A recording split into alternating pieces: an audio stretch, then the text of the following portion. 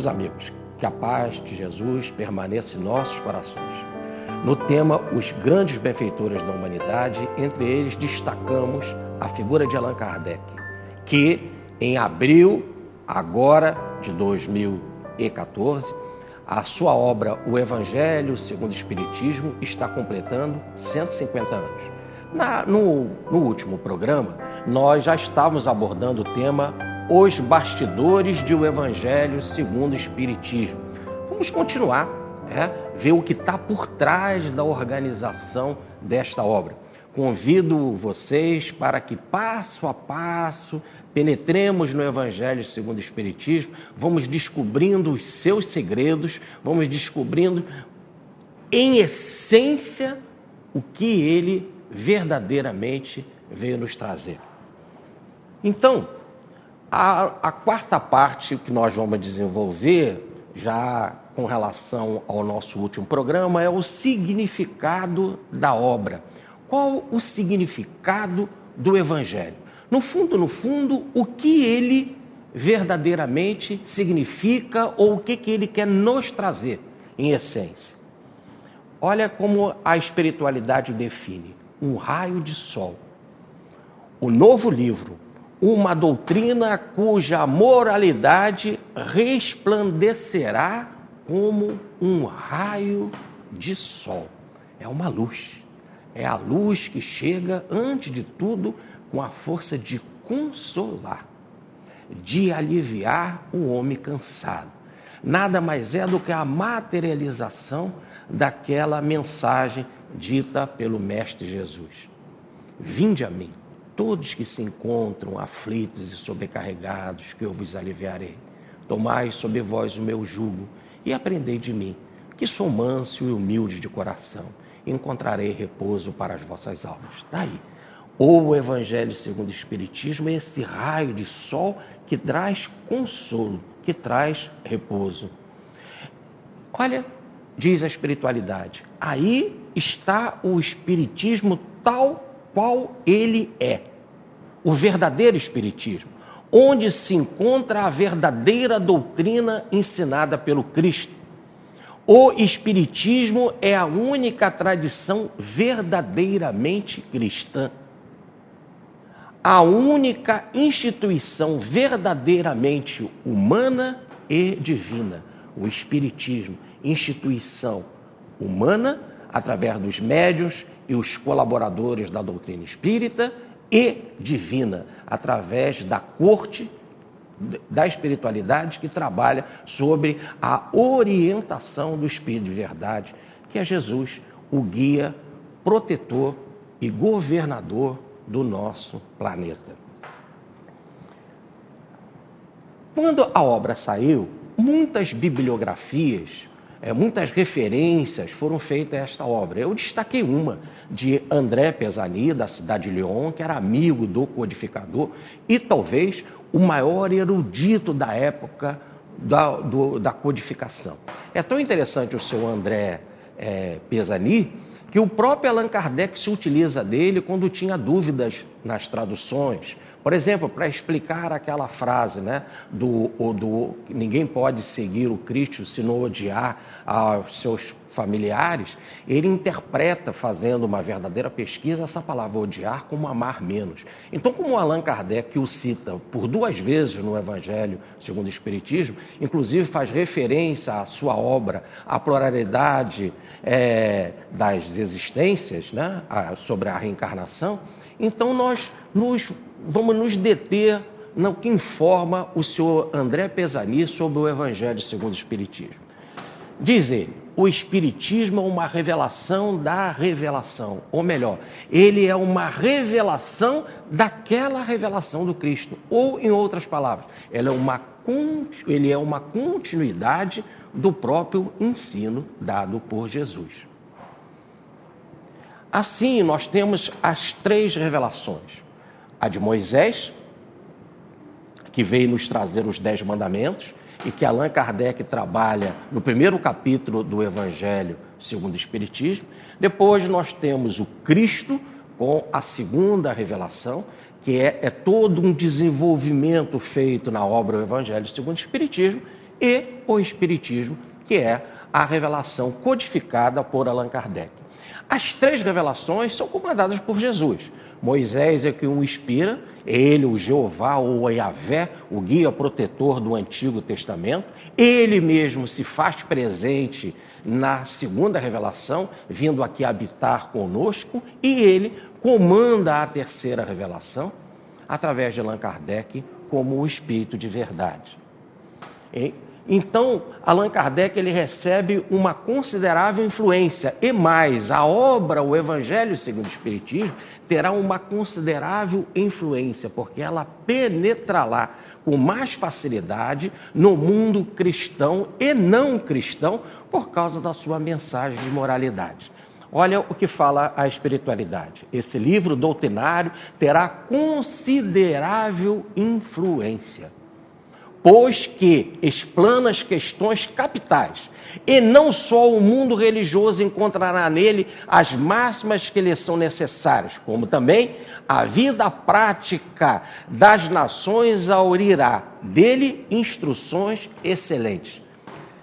Vida religiosa e vida prática é um livro abençoado, porque ele não só conforta o coração, mas orienta bem como é que tem que ser o trato, a relação, a urbanidade, a sociabilidade, a relação interpessoal. Por isso que ele atua não só no coração, mas ajuda num bom relacionamento. Daí a parte prática.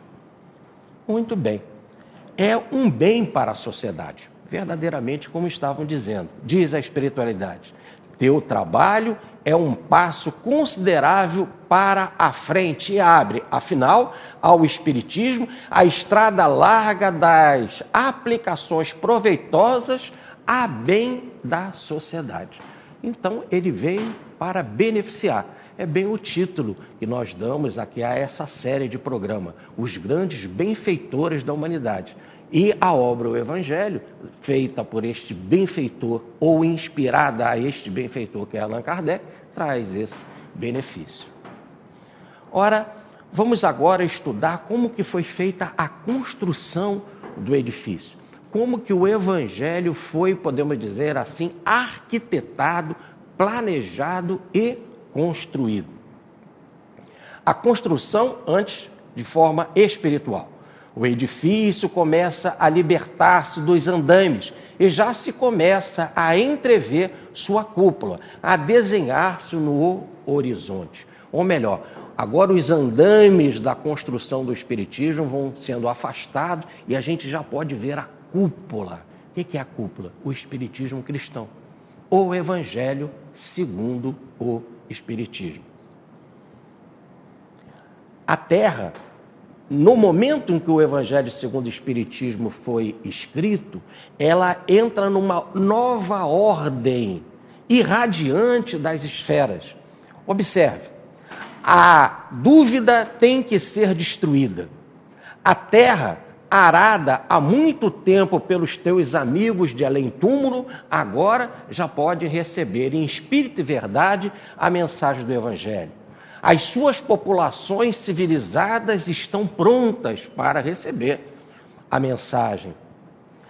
Lança, pois, a semente que te confiamos e faça com que ela possa, antes de tudo, nascer no jardim do coração da humanidade.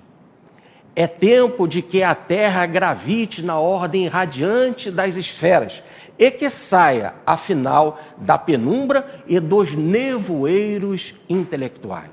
Dúvidas, nevoeiros, falta de consolo, de esclarecimento, os princípios básicos da doutrina, Deus como Criador e Pai amoroso, a lei do amor, a imortalidade da alma, a comunicação dos espíritos, a reencarnação, a evolução e a pluralidade dos mundos habitados. Os 7 principais itens da doutrina espírita agora são as chaves usadas no Evangelho segundo o Espiritismo para abrir o segredo da mensagem do Mestre e nos trazer Jesus em toda a sua beleza, como um raio de luz, nos iluminando e nos esclarecendo. Agora, evidentemente que as trevas vão gritar. E um mês depois, precisamente no dia 1º de maio, a obra O Evangelho segundo o Espiritismo é condenada pelo Índex. E automaticamente as outras obras de Allan Kardec também. O Livro dos Espíritos e o Evangelho segundo o Espiritismo, o Livro dos Médiuns. No entanto, é bom que se diga que o Índex nada mais é do que uma força de propaganda, né? Porque quando se fala na frase é proibido proibir, as pessoas ficam numa curiosidade tremenda. No fundo, é um marketing, um excelente marketing. Acaba, como diz o próprio Allan Kardec, levando com mais facilidade a obra aos corações das pessoas, porque todos ficam querendo saber o que diz ela para ser assim condenada de forma tão veemente. Assim, então, a espiritualidade já tinha alertado o codificador. O clero gritará, heresia. Gritará tanto mais quanto se sentirá muito mais ferido do que com a publicação de O Livro dos Espíritos, cujos dados principais, a rigor, poderia aceitar. Agora, porém, tu entraste por um novo caminho, no qual não poderá ele acompanhar-te, porque coloca Jesus no coração das pessoas de forma inquestionável. E o clero, então, vai gritar heresia. O anátema secreto se tornará oficial e os espíritas serão repelidos, como foram os judeus e os pagãos pela Igreja Romana. O Índex entrou a condenar a obra no dia 1º de maio de 1864. Na cidade de Bordeaux vai haver uma comunicação com o tema Nada temais. Não tema. O Índex já condenou muita gente e a luz sempre venceu as trevas. Aliás, não há dia em que o sol não nasça. As trevas passam, porque nada há oculto que não venha a ser revelado. Assim, é tranquilo, porque, dizem os Espíritos, nada temais. Faz parte do nível da humanidade a condenação e a perseguição da luz. No final, happy end. O bem sempre vence.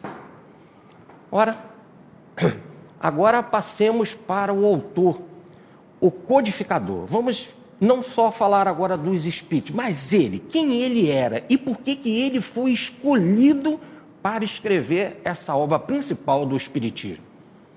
Por quê? Porque ele tinha uma fé inabalável. Diz a espiritualidade, ao te escolherem, os espíritos conheciam a solidez das tuas convicções e sabiam que a tua fé, qual muro de bronze, resistiria a todos os ataques. A tua fé é das que transportam montanhas e fazem caminhar sobre as águas. Então, por Allan Kardec ser esse ser uma fé inabalável e numa confiança na sua missão, é por causa disso que ele foi escolhido para receber e escrever a principal obra do Espiritismo da terceira revelação. Por quê? Porque, antes de tudo, também ele é discípulo fiel da verdade, discípulo fiel do Cristo. Continua, através da vida, a obra que, em outros tempos, diante do grande Espírito, que é Jesus, que te ama e a quem venero, juramos consagrar as nossas forças e as nossas existências, até que ela se achasse concluída. Saúde-te por isso. Então, ele havia marcado com a própria espiritualidade ou com o próprio mestre que ele escreveria essa obra. Dito e feito, como discípulo fiel, assim ele veio a fazer. E por isso que ele não só se utilizou dos espíritos, mas ele tinha capacidade para escrever outros capítulos. Como o capítulo, não separareis o que Deus juntou, a estranha moral, não ponhais a candeia debaixo do alqueire, buscai e achareis, dai de graça o que gratuitamente recebeste e coletânea de preces espirituais. Aqui nós não temos as chamadas comunicações dos espíritos. O próprio codificador, com a inspiração que recebia, escrevia sobre o assunto. Sendo assim, nós vamos agora, no nosso terceiro programa, no próximo, Não percam, convido todos vocês. Vamos dar continuidade ao tema Os Bastidores do Evangelho segundo o Espiritismo. E vamos começar agora a falar dos coautores espirituais. Quem eram esses espíritos e quantos eram que colaboraram diretamente com o codificador? Assim, até o nosso próximo programa. Fiquem em paz.